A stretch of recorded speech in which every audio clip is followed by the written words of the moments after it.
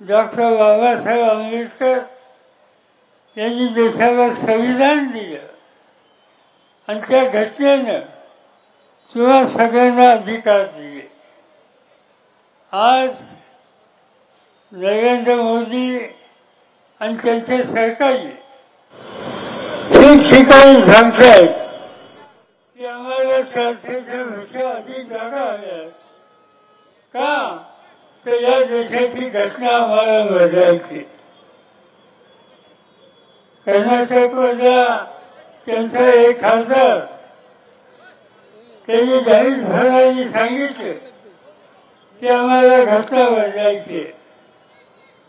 दिल्लीचा उत्तर प्रदेशचा त्यांचा एक खासदार त्यांनी जाहीरपणाने सांगितलं आम्हाला घटना बदलायची. राजस्थानमधली त्यांची एक भगिनी तिने जाहीरपणाने सांगितलं आम्हाला घटना बदलायची आहे.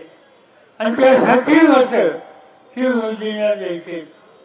ज्या दिवशी बाबासाहेब आंबेडकरांनी जो अधिकार आपल्याला दिला तो संकटात जाईल त्या दिवशी या देशाच्या तुमच्यासारख्या कोट्यावधी लोकांचा अधिकाराचं अस्तित्व हे नष्ट होईल आणि या देशामध्ये हुकुमशाही मोदींच्या नेतृत्वाखाली सुरू झालेली ही आपल्या सगळ्यांना बघायला मिळेल.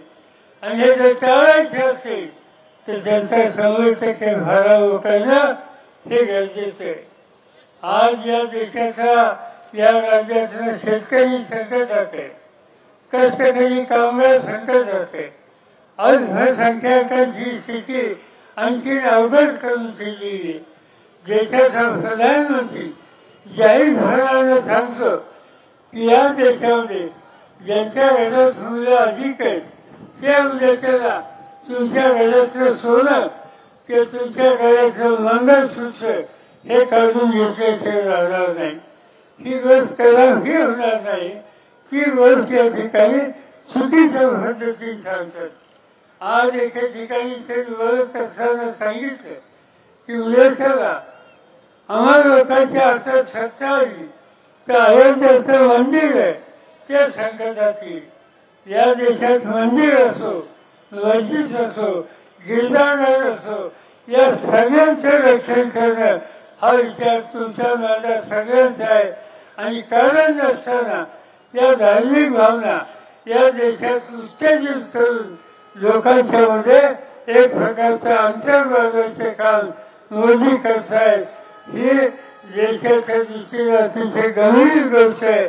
आणि याचा सुटका करायची असेल तर उद्याच्या निवडणुकीमध्ये तुमच्या मताचा अधिकार वाढवा की ज्याची खूण आज तुला सगळ्यांना माहीत झालेली आहे.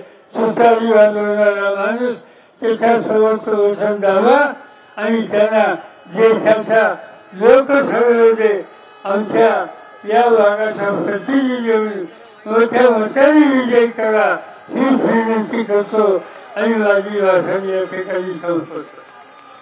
आघाडीचा विजय असो, महाविकास आघाडीचा विजय.